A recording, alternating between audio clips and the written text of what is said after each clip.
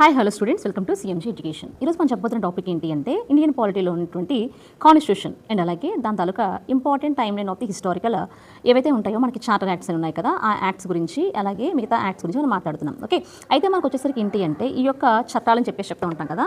First స్టార్టింగ్లోని ఎటువంటి acts అనేవి ఏ విధంగా ఉన్నాయి, నెక్స్ట్ అలాగే మనం చూసినట్లయితే ఇంపార్టెంట్ టైమ్ లైన్స్ సపోజ్ ఏంటి అంటే 1773 చార్టర్ యాక్ట్స్ ఏవైతే ఉన్నాయో, రెగ్యులేటింగ్ యాక్ట్స్ కానీ, నెక్స్ట్ అలాగే Pitt India acts, okay Pitt's India act అని చెప్పేసి చెప్తాం కదా. 1784 కానీ చార్టర్ యాక్ట్స్ వచ్చేసరికి ఏంటి అంటే 1813, 1833, నెక్స్ట్ అలాగే 1853. నెక్స్ట్ దాంతోపాటుగా మనం చూసినట్లయితే 1857 రివోల్ట్ అనేది జరిగింది కదా. 1857 రివోల్ట్ తర్వాత ఏంటి అంటే ఈ కంపెనీ రూల్ కాస్త క్లోజ్ అయ్యి క్రౌన్ రూల్ అనేది స్టార్ట్ అయ్యింది అనమాట. ఈ క్రౌన్ రూల్ స్టార్ట్ అయ్యేటప్పుడు ఏంటి అంటే మనకి 1858 తర్వాత గవర్నమెంట్ ఆఫ్ ఇండియా యాక్ట్ అనేది స్టార్ట్ అయింది. దాంట్లో వచ్చేసరికి ఏంటి అంటే ఇండియన్ కౌన్సిల్స్ యాక్ట్స్ అని చెప్పేసి 3 ఉన్నాయి. ఏంటి ఆ 3 అని చూసినట్లయితే 1861, 1892, 1909 అనమాట. తర్వాత వచ్చేసరికి ఏంటి అంటే government of India act 1919 and అలాగే 1935, నెక్స్ట్ అలాగే 1947 అనేవి ఉన్నాయి కదా. ఒక్కొక్క దాని గురించి ఇప్పుడు మన ఇంపార్టెన్స్ అనేది మనం చూద్దాం. సో ఇప్పుడు వచ్చేసరికి ఏంటి అంటే 1773 యాక్ట్ గురించి మనం డిస్కస్ చేస్తున్నాం. సో ఇక్కడ మనకు వచ్చేసరికి ఏంటి అంటే ముందుగా గవర్నర్ ఆఫ్ ది బెంగాల్ అనేది ఉంది కదా. So governor of the Bengal ఏంటి అంటే governor general of the Bengal అనే దాన్ని డెసిగ్నేట్ చేశారనమాట. నెక్స్ట్ అలాగే ఈ యొక్క కోర్ట్ ఆఫ్ డైరెక్టర్స్ అనే దాన్ని ఇంట్రడ్యూస్ చేశారు. ఈ యొక్క governor general of the Bengal ఎవరైనా చూసినట్లయితే ఫస్ట్కి మనకి 1773 యాక్ట్ ప్రకారం చూసినట్లయితే వారన్ హేస్టింగ్స్ అనమాట. నెక్స్ట్ అలాగే ఫస్ట్ స్టెప్ టు సెంట్రలైజేషన్, ఓకేనా, అంటే కేంద్రీకృత పరిపాలన చెప్పేసి చెప్తాం కదా. సో దాన్ని తీసుకొచ్చింది ఏ టైం అంటే 1773 టైంలో తీసుకొచ్చారు. ఇక్కడ దీని చిన్న కాన్సెప్ట్ చూసినట్లయితే ఏంటి అంటే ఈ యొక్క సెంట్రలైజేషన్ అనే కాన్సెప్ట్ని బేస్ చేసుకుని ఏంటి అంటే ఫస్ట్ స్టెప్ టు సెంట్రలైజేషన్ అనేసరికి ఏంటంటే మనకి 1773 యాక్ట్ కదా. అలాగే ఫైనల్ స్టెప్ టు సెంట్రలైజేషన్ చూసుకున్నాం అనుకోండి, ఏ చార్టర్ యాక్ట్ అని చూసినట్లయితే 1833, ఓకే 1833 యాక్ట్ ద్వారా ఏంటి అంటే final step to centralisation. Next అలాగే దాన్ని డీసెంట్రలైజేషన్ ఎప్పుడు చేశారని చూసినట్లయితే 1861, ఓకే డీసెంట్రలైజేషన్ ఎప్పుడు చేశారు 1861లో డీసెంట్రలైజేషన్ చేశారు.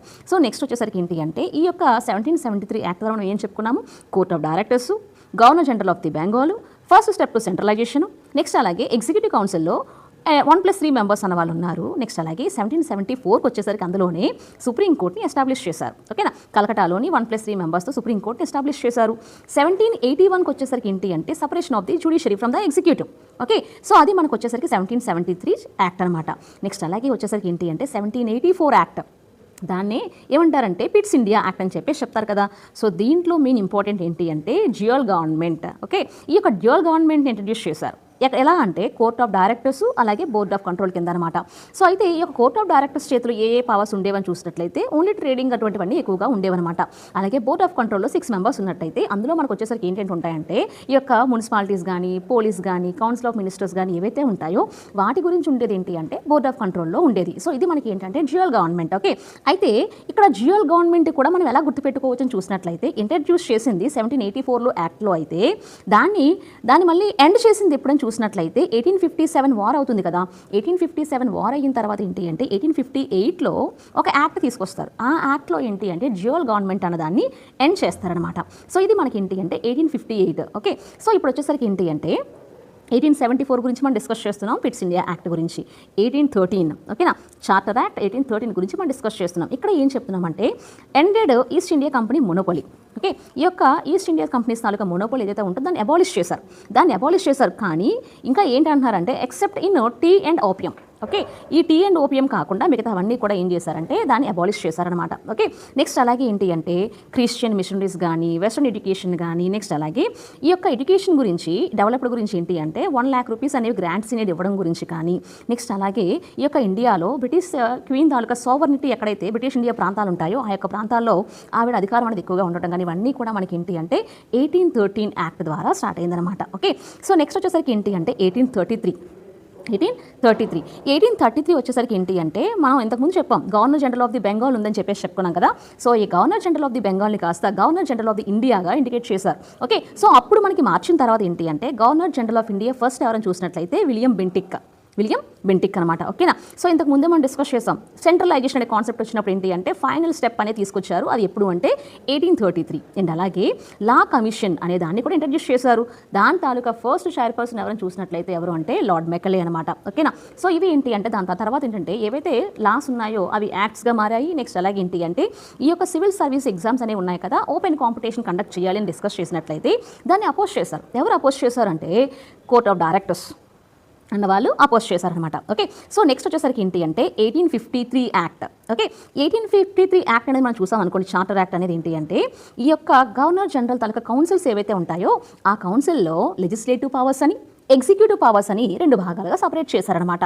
అందులో ఈ యొక్క గవర్నర్ జనరల్ తరగతి కౌన్సిల్లో ఏంటి అంటే 6 మెంబర్స్ని యాడ్ చేశారు. ఈ యొక్క 1853 అనేది మనకి ఏంటంటే లాస్ట్ యాక్ట్ అనమాట.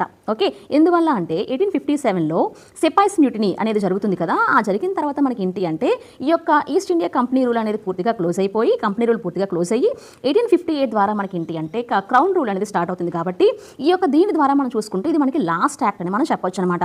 అప్పుడు 1854లో ఓపెన్ సివిల్ సర్వీసెస్ ఎగ్జామ్ అనే దాన్ని కండక్ట్ చేశారు. ఓకే, ఆ టైంలోనే ఏంటి అంటే దీనికి ఈ యొక్క లెజిస్లేటివ్ కౌన్సిల్ని ఎక్కువగా ఇంట్రడ్యూస్ చేయడంతో దాన్ని మినీ పార్లమెంట్ అనే దాన్ని కూడా అంటారు. 1853 యాక్ట్లోనే ఏంటి అంటే మనకి ఈ యొక్క లోకల్ రిప్రజెంటేషన్ అనే దాన్ని ఎక్కువగా ఇండికేట్ చేశారనమాట. ఓకే, సో అప్పుడు ఏంటి అంటే దానికి మినీ పార్లమెంట్ అని చెప్పేసి చెప్తారు. దాని తర్వాత మనకు వచ్చేసరికి ఏంటి అంటే మనకి ఇప్పుడు 1858 అని చెప్పేసి చెప్తాం కదా మనం.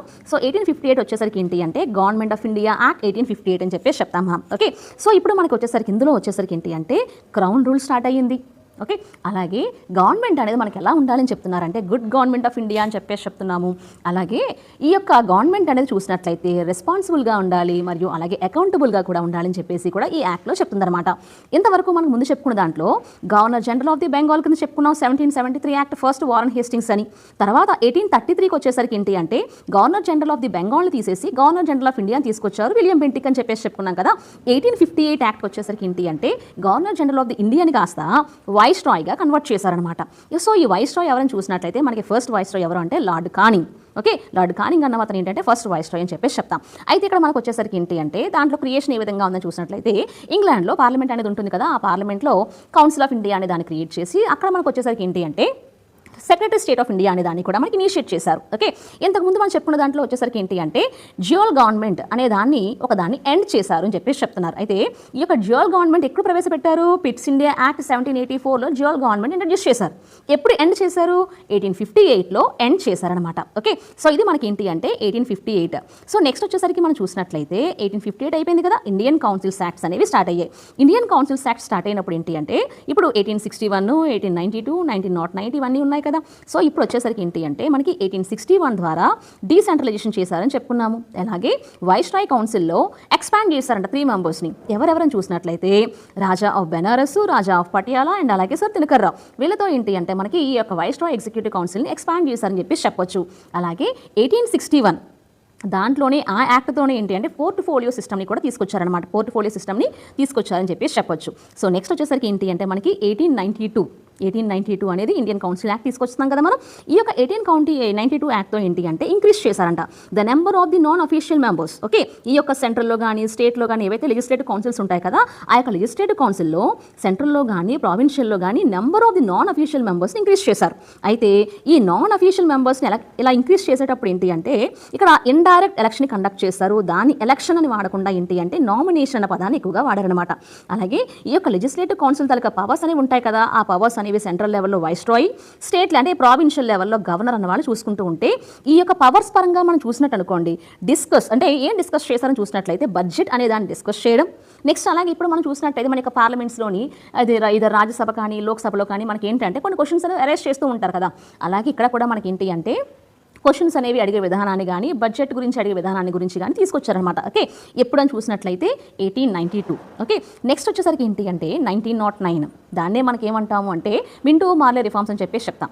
ఓకే, మింటో మార్లే రిఫార్మ్స్ అని చెప్పేసి చెప్తాం. అయితే ఇక్కడ ఏం చేశారు అంటే దీన్ని ఇంక్రీజ్ చేశారంట. ఎక్కడ చూసినట్లయితే సెంట్రల్లో కానీ ప్రావిన్షియల్లో కానీ లెజిస్లేటివ్ కౌన్సిల్స్ ఏవైతే ఉంటాయో వాటిని ఇంక్రీజ్ చేశారు అని చెప్పేసి చెప్తున్నారు. ఓకేనా, అండ్ అలాగే ఇక్కడ మనకి మింటోని ఏమంటారు father of the communal electorate అని చెప్పేసి చెప్తారు. Father of the communal electorate అని చెప్పేసి చెప్తారు. నెక్స్ట్ అలాగే ఈ యొక్క సెంట్రల్ లెజిస్లేటివ్ కౌన్సిల్లో ఇంక్రీజ్ చేశారని చెప్పేసి చెప్పుకున్నాం కదా.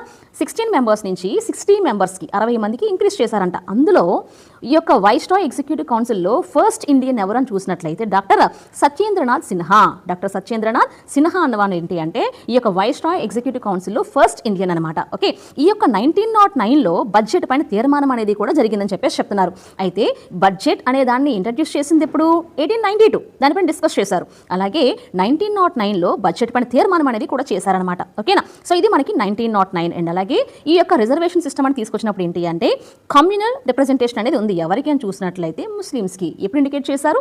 1909లో అనమాట. ఓకే, ఇప్పుడు వచ్చేసరికి ఏంటి అంటే మనకి గవర్నమెంట్ ఆఫ్ ఇండియా యాక్ట్ 1919 గురించి మనం మాట్లాడుతున్నాం. ఓకే, దాన్ని ఏమంటారు అంటే మాంటేగ్యూ చేమ్స్ఫోర్డ్ రిఫార్మ్స్ అని చెప్పేసి చెప్తాం. మాంటేగ్యూ చేమ్స్ఫోర్డ్ రిఫార్మ్స్ అని చెప్పేసి చెప్తాం కదా. ఇక్కడ మనకు వచ్చేసరికి ఏంటి అంటే రెస్పాన్సిబుల్ గవర్నమెంట్ అనే దాన్ని ఇంట్రడ్యూస్ చేశారు. రెస్పాన్సిబుల్ గవర్నమెంట్ అనే దాన్ని మనకి ఇంట్రడ్యూస్ చేసి అక్కడ మనకు వచ్చేసరికి ఏంటి అంటే డయార్చీ అంటే డయార్కీ అని చెప్పేసి చెప్తాం కదా. ఓకే, ద్వంద్వ పాలన అని చెప్పేసి చెప్తాం. దాన్ని ప్రావిన్షియల్ లెవెల్లో ఇంట్రడ్యూస్ చేశారు. ఎక్కడ? ప్రావిన్షియల్ లెవెల్లో ఇంట్రడ్యూస్ చేశారు డయార్కీ అనే దాన్ని. Okay, so division of the powers అని చెప్పేసి చెప్తాం. ట్రాన్స్ఫర్డ్, రిజర్వ్డ్ అని చెప్పేసి చెప్తా ఉంటాం కదా. అలాగా డివిజన్ ఆఫ్ ది పవర్స్ ఏంటి అంటే ఈ యొక్క ట్రాన్స్ఫర్డ్కి వచ్చేసరికి హాస్పిటల్స్ కానీ, ఎడ్యుకేషన్ కానీ, లోకల్ గవర్నెన్స్ కానీ ఇవన్నీ కూడా మనకి ఏంటంటే ట్రాన్స్ఫర్డ్ లిస్ట్లో ఉంటే, రిజర్వ్డ్ లిస్ట్లోకి వచ్చేసరికి ఏంటి అంటే రెవెన్యూ కానీ, పోలీసు, ఫినాన్స్ అండ్ అలాగే జస్టిస్ ఇవన్నీ కూడా మనకి ఏంటి అంటే రిజర్వ్డ్ లిస్ట్లో ఉంటాయన్నమాట. ఓకేనా, సో ఇది అడ్మినిస్ట్రేషన్ పరంగా మనకు వచ్చేసరికి డయార్కీ అనే దాన్ని తీసుకొచ్చారు. ఎక్కడ అంటే ప్రావిన్షియల్ లెవెల్లో అని చెప్పేసి చెప్తాం. నెక్స్ట్ అలాగే బైకామరలిజం అంటే ద్విసభా విధానం అని చెప్పేసి చెప్తాం. మనకి ఇప్పుడు ప్రెజెంట్ లోక్సభ, రాజ్యసభ అని చెప్పేసి చెప్తూ ఉంటాం కదా. అలాగే మనకు వచ్చేసరికి ఏంటి అంటే కౌన్సిల్ ఆఫ్ ది స్టేట్ అలాగే హౌస్ ఆఫ్ ది పీపుల్ అనే దాన్ని ఏంటంటే సెంట్రల్ లెవెల్లో ఇండికేట్ చేశారు. ఓకే, సెంట్రల్ లెవెల్లో ఇండికేట్ చేసిన తర్వాత అక్కడ వచ్చేసరికి దాన్ని మళ్ళీ స్టేట్ లెవెల్లో మళ్ళీ ఇంప్లిమెంట్ చేశారు. ప్రావిన్షియల్ లెవెల్లో ఎప్పుడు ఇంప్లిమెంట్ చేశారని చూసినట్లయితే గవర్నమెంట్ ఆఫ్ ఇండియా యాక్ట్ 1935లో స్టేట్ అంటే ప్రావిన్షియల్ లెవెల్లో బైకామరలిజం అనే దాన్ని ఇంట్రడ్యూస్ చేశారు. అయితే 1919లో డయార్కీ అనేది ప్రావిన్షియల్ లెవెల్లో తీసుకొచ్చారని చెప్పేసి చెప్పాం కదా. దాన్ని అక్కడ క్లోజ్ చేసి 1935 యాక్ట్ ద్వారా ఏం చేశారంటే ప్రావిన్షియల్లో క్లోజ్ చేసి సెంట్రల్ లెవెల్లో ఇంప్లిమెంట్ చేశారనమాట. సెంట్రల్ లెవెల్లో ఇంప్లిమెంట్ చేశారు. సో మనం చదువుకునేటప్పుడు ఎలా చదువుకోవాలి అంటే ఒకదానికొకటి లింక్ కాన్సెప్ట్ ఇంటర్లింక్ చేసుకుంటూ చదవాలి. ఈ పలానా ఇండియా ఈ యాక్ట్లో ఇది ఉంది అని కాకుండా లింక్ అంటే ఏవైతే మనకి ఇంటర్లింక్ టాపిక్స్ ఉంటాయో బడ్జెట్ అనే పదం ఎక్కడెక్కడ వచ్చింది, ఓకే, డయార్కీ అనే పదం అనేది ఎక్కడెక్కడ వచ్చింది, బైకామరలిజం దాన్ని ఎప్పుడు ఇంట్రడ్యూస్ చేశారు, దాన్ని ప్రావిన్షియల్ లెవెల్ ఎక్కడ ఇంట్రడ్యూస్ చేశారు, అలాగే సెంట్రల్ లెవెల్ మనకి ఎక్కడ ఇంట్రడ్యూస్ చేశారు, ఇవన్నీ కూడా మనం ఏంటంటే కంపేర్ చేస్తూ ఇంటర్లింక్ చేసుకుంటూ చదివితే మనకి ఈజీగా గుర్తుంటుంది అనమాట. ఓకే, సో నెక్స్ట్ వచ్చేసరికి ఏంటి అంటే డయార్కీ అండ్ అలాగే బైకామరలిజం చెప్పుకుంటున్నాం కదా. నెక్స్ట్ అలాగే ఈ యొక్క 1919లో డైరెక్ట్ ఎలక్షన్ అనే దాన్ని కూడా ఫస్ట్ టైం తీసుకొచ్చారు. దేని ద్వారా అంటే లిమిటెడ్ ఫ్రాంచైజ్ అనమాట. లిమిటెడ్ ఫ్రాంచైజ్ అని చెప్పేసి చెప్తారు. నెక్స్ట్ అలాగే ఈ యొక్క కమ్యూనల్ రిప్రజెంటేషన్ అనే దాన్ని కూడా ఎక్స్టెండ్ చేశారంట. ఎలా ఎక్స్టెండ్ చేశారని చూసినట్లయితే ముందుగా మనం చెప్పినటువంటి 1909లో ముస్లిమ్స్కి మాత్రమే ఉందని చెప్పేసి చెప్పుకున్నాం కదా. ఇప్పుడు వచ్చేసరికి ఏంటి అంటే సిక్స్కి అంటే సిక్కులకి, ఆంగ్లో ఇండియన్స్కి, యూరోపియన్స్కి, ఇండియన్ క్రిస్టియన్స్కి అనమాట. సో ఇలా ఉన్న ఏంటంటే వీళ్ళందరికీ కూడా వాళ్ళకి ఈ కమ్యూనల్ రిప్రజెంటేషన్ని ఎక్స్టెండ్ చేస్తూ వచ్చారనమాట. ఓకే, సో నెక్స్ట్ వచ్చేసరికి ఏంటి అంటే మనకి ఈ యొక్క పబ్లిక్ సర్వీస్ కమిషన్ స్టేట్ లెవెల్లో కానీ, ఓకే, నెక్స్ట్ అలాగే తీసుకొని వచ్చారని చెప్పేసి చెప్తాం. ఈ యొక్క బడ్జెట్ అనే పదాన్ని కూడా, ఓకే, బడ్జెట్ అనే పదాన్ని సెంట్రల్ లెవెల్ని, స్టేట్ లెవెల్ని సపరేట్ చేశారు. సెంట్రల్ లెవెల్లో నుంచి స్టేట్ లెవెల్, ప్రావిన్షియల్ లెవెల్కి సపరేట్ చేశారు బడ్జెట్ అని చెప్పేసి చెప్పొచ్చు. సో ఇప్పుడు బడ్జెట్ గురించి డిస్కస్ చేశాం కదా. బడ్జెట్ అనే పదాన్ని డిస్కస్ చేసింది 1892. దాని మీద తీర్మానం అనేది ఎప్పుడు అంటే 1909. బడ్జెట్ని సపరేట్ చేసింది ఎప్పుడు అంటే 1919. ఇలాగ మనం గుర్తుపెట్టుకోవాలి. ఓకే, ఇప్పుడు మనకు వచ్చేసరికి ఏంటి అంటే government of India act 1935. So దీన్నే మనం ఏమంటామంటే ఇన్ టర్మ్ కాన్స్టిట్యూషన్ అని చెప్పేసి చెప్తాము. డయార్కీ అనేది మనకి సెంట్రల్ లెవెల్లో ఉందని చెప్పేసి చెప్తాము. బైకామరలిజం అనేది వచ్చేసరికి ఏంటంటే ప్రావిన్షియల్ లెవెల్లో ఇంట్రడ్యూస్ చేశారని చెప్పుకున్నాం మనం ఆల్రెడీ. నెక్స్ట్ ఇప్పుడు వచ్చేసరికి ఏంటి అంటే division of the powers. Okay, ఈ యొక్క డివిజన్ ఆఫ్ ది పవర్స్కి వచ్చేసరికి ఏంటి అంటే మనకి ప్రావిన్షియల్ లెవెల్లో కానీ, ఓకే, నెక్స్ట్ ఫెడరల్ లెవెల్లో కానీ, ఈ కాంకరెంట్ లిస్ట్లో కానీ ఏ విధంగా ఉన్నాయని మనం చూసినట్లయితే ఫెడరల్లో అనుకోండి అప్పట్లో వచ్చేసరికి ఏంటి అంటే 59, ప్రావిన్షియల్ లెవెల్ అనుకోండి 54, కాంకరెంట్ లిస్ట్ అనుకోండి 36 ఉన్నాయన్నమాట. సో అట్ ప్రెజెంట్ టైంకి వచ్చేసరికి ఏంటి అంటే ఫెడరల్కి వచ్చేసరికి ఏంటంటే 100, ప్రావిన్షియల్కి వచ్చేసరికి ఏంటంటే 66 అండ్ అలాగే కాంకరెంట్కి వచ్చేసరికి ఏంటంటే 52 అనేవి ఉన్నాయని చెప్పేసి చెప్పొచ్చు. ఓకే, నెక్స్ట్ అలాగే ఇక్కడికి వచ్చేసరికి ఏంటంటే ఆర్బీఐని ఇంట్రడ్యూస్ చేశారు. ఈ యొక్క పబ్లిక్ సర్వీస్ కమిషన్స్ వచ్చేసరికి ఏంటంటే సెంట్రల్ లెవెల్లో కానీ, స్టేట్ లెవెల్లో కానీ, జాయింట్ పబ్లిక్ సర్వీస్ కమిషన్ కానీ ఇవన్నీ కూడా తీసుకొచ్చారు. నెక్స్ట్ అలాగే ఈ యొక్క రిజర్వేషన్ ఆఫ్ ది సీట్స్ అనేవి ఏంటి అంటే ఇంతకుముందు మనం డిస్కస్ చేసినటువంటి వాటిని ఇంకొంచెం ఎక్స్టెండ్ చేశారు. అంటే ఎస్సీస్కి, ఉమెన్స్కి, మైనారిటీస్కి ఈ యొక్క రిజర్వేషన్స్ అనేవి కల్పించారనమాట. దాంతోపాటు జ్యుడిషియరీ అనే దాన్ని ఇంట్రడ్యూస్ చేశారు. నెక్స్ట్ అలాగే కౌన్సిల్ ఆఫ్ ది ఇండియా అనే దాన్ని పూర్తిగా అబాలిష్ చేశారనమాట. కౌన్సిల్ ఆఫ్ ఇండియా అనే దాన్ని అబాలిష్ చేశారు. నెక్స్ట్ అలాగే రైట్ టు ఓట్ అనే దాన్ని కూడా ఇంట్రడ్యూస్ చేశారు. సో ఇది ఏంటి అంటే మనకి 1935 act. So okay, most of the governments వచ్చేసరికి ఏంటంటే మనకి ఇందులో నుంచే మనం ఎక్కువగా తీసుకున్నామని చెప్పేసి చెప్పొచ్చు మనం. ఓకేనా? సో మనకి కాన్స్టిట్యూషన్లో మనకి మ్యాక్సిమం తీసుకున్నది ఎక్కడి నుంచి ఏంటంటే 1935 యాక్ట్ నుంచే మొత్తం తీసుకున్నాము చాలా వరకు కూడా అని చెప్పేసి చెప్పొచ్చు. సో ఇది మనకి వచ్చేసరికి ఏంటి అంటే ఈ యొక్క చార్టర్ యాక్ట్స్ కానీ, ఇండియన్ కౌన్సిల్స్ యాక్ట్స్ కానీ, లేకపోతే గవర్నమెంట్ ఆఫ్ ఇండియా యాక్ట్స్ ఏవైతే ఉంటాయో వాటి గురించి కూడా మనం డిస్కస్ చేసాం కదా. ఇండియన్ నెక్స్ట్ అలాగే 1947 యాక్ట్ కూడా ఉంది. సో దాంట్లో కూడా మనకి ఏంటి అంటే బ్రిటిష్ రూల్ ఎండ్ చేశారు. నెక్స్ట్ అలాగే ఈ యొక్క వైస్ రాయ్స్ కానీ ఇవన్నీ కూడా అబాలిష్ చేశారు. ఇవన్నీ కూడా మనం డిస్కస్ చేస్తున్నాం. ఓకే, సో మరికొన్ని ఇన్ఫర్మేటివ్ వీడియోస్ కోసం మా యొక్క ఛానల్ని లైక్ చేయండి, షేర్ చేయండి, మరియు సబ్స్క్రైబ్ చేయండి. Thank you.